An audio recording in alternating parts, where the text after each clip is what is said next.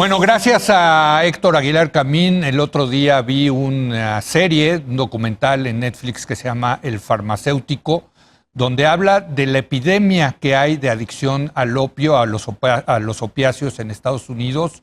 Muy interesante.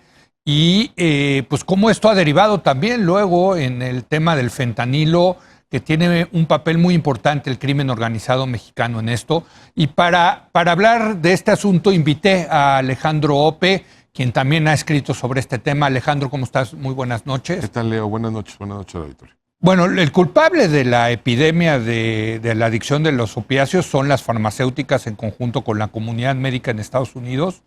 Si no me equivoco, Alejandro, 130 estadounidenses mueren al día por esta adicción, ¿es correcto? Tienes más o menos 70,000 muertes por sobredosis en Estados Unidos, de los cuales la gran mayoría, como 60,000 son por opiáceos, y de eso aproximadamente la mitad es por fentanilo.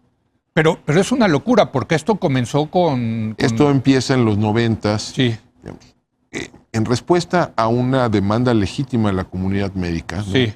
La necesidad de atender el dolor. El dolor, claro. ¿No? Había pocas alternativas terapéuticas Sí. para atender a las personas que tienen ya sea dolor crónico o a los enfermos terminales de cáncer. Correcto. O a personas que enfrentaban, digamos, situaciones que requerían cuidados paliativos. Entonces surgen para mediados de los 90 una serie de medicamentos de analgésicos, ¿no? Con origen en el opio, el Oxycontin particularmente, pero nacen además con la promesa, o salen al mercado con la promesa de que no generan dependencia. Exacto. ¿No?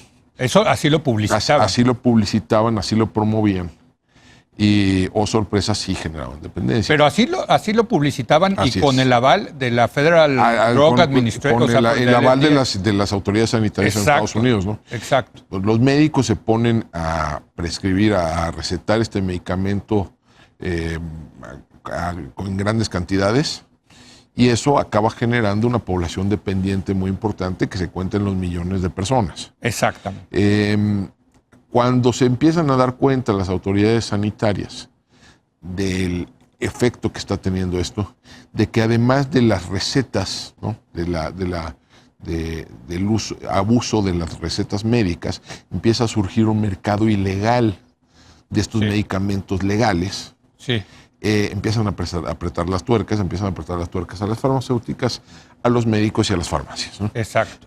Y eso genera un desplazamiento del mercado, primero a la heroína, que es un sustituto de este tipo de... O sea, la gente que ya no puede conseguir recetas de Oxycontin se va a la calle a comprar heroína.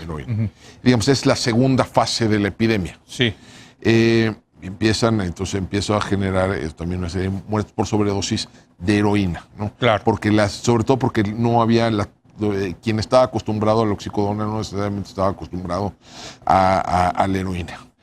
Y luego viene la tercera fase, que es en la que nos encontramos, que eso arranca más bien hacia el 2012-13, que es cuando empieza a entrar al mercado estadounidense de manera masiva y fundamentalmente proveniente de China.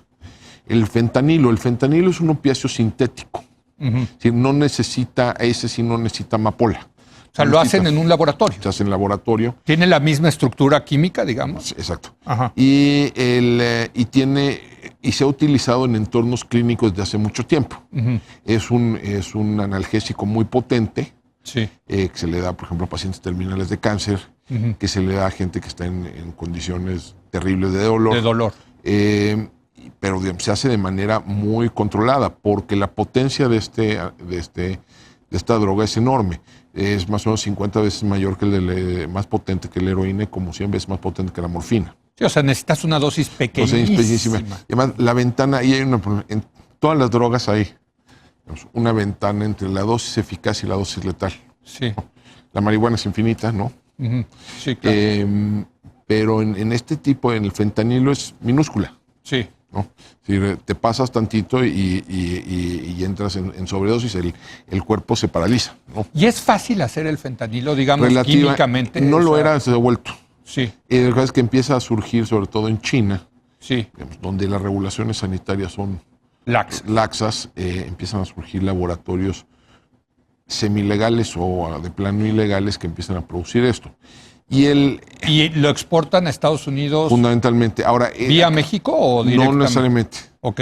No necesariamente. A ver, una de las cosas que es, digamos, que hace única esta epidemia es que en buena medida se han brincado los canales tradicionales de distribución.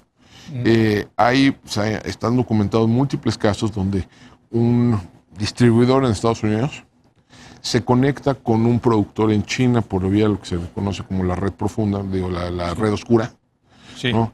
Pagan en criptomoneda, en bitcoins o en alguna otra criptomoneda, y se envía el paquete, se manda porque son dosis muy pequeñas. Son dosis muy pequeñas. Sí. Y piensa el volumen de paquetería que habrá entre Estados Unidos y China. Bueno. Ahora, me quedan 3 minutos, ahora metamos el tema mexicano. El tema mexicano, a ver, en México se conecta por 2 vías. Uno, el fentanilo, en la medida que está sustituyendo a la heroína en Estados Unidos, está generando un colapso de los precios de amapola y de goma de opio. Sí. En las zonas productoras, particularmente en Guerrero, pero también en Nayarit, en el Triángulo Dorado. Y eso está, digamos, contrayendo la economía criminal de la amapola, por decirlo de alguna manera. Y por el otro lado, hay grupos criminales mexicanos que por un lado están están haciendo trasiego de fentanilo que viene de China, y como se ha venido documentando recientemente, están empezando a producir en México. Se dice que Ovidio Guzmán, el famoso personaje del Culiacanazo, estaba metido en el tema de laboratorios de fentanilo. Es posible. Se descubrieron unos laboratorios importantes en Sinaloa en septiembre del año pasado. Y ese pudo haber sido uno de los motores que llevaron al Culiacanazo, ¿no? A la decisión de capturar a Ovidio Guzmán. Y es ciertamente la prioridad del gobierno de Estados Unidos en materia de tráfico de drogas hoy por hoy. Es la prioritaria. Y es un negocio de miles de millones de dólares. Les digo, lo consigues en China en $2,000 y lo puedes mezclado con heroína, te lo puedes vender en 100,000, ¿no? O sea, son unos márgenes enormes, monumentales, ¿no? Ahora, tú lo has dicho, se ha convertido en la prioridad de Estados Unidos, porque a diferencia de la epidemia del crack en los años 80, que fundamentalmente afectó a las comunidades afroamericanas, ¿no? Esto está afectando a los blancos de los suburbios, o sea, es decir, al electorado de Donald Trump. Entonces, digamos, la geografía de la epidemia arranca en el Midwest, en el medio oeste de Estados Unidos, arranca en Ohio, ¿no? Y se empieza a extender primero hacia los estados de la Apalacha y hacia Nueva Inglaterra, hacia el este. Todavía, digamos, no tiene un alcance nacional, o sea, al oeste del Mississippi es difícil encontrar este tipo de fenómeno, pero pues, se puede extender, ¿no? O sea, y estamos hablando ya déjame ponerte así, la tasa de muertes por sobredosis por el fentanilo por 100,000 habitantes, 100,000 habitantes, o sea, ya es una barbaridad.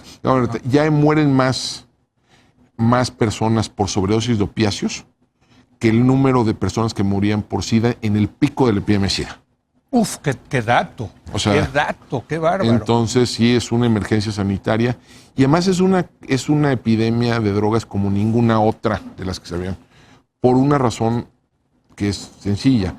La gente no sale abiertamente a buscar fentanilo.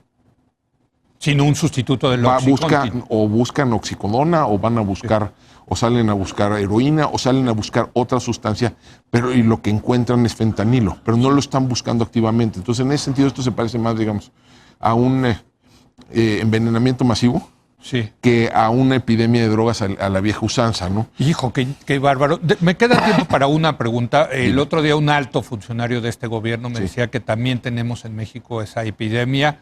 Yo no tengo datos, pero no sé si tú tienes algún tipo de datos de que también esto ya ha llegado. Empieza a llegar sobre todo en ciudades fronterizas. ¿Sí?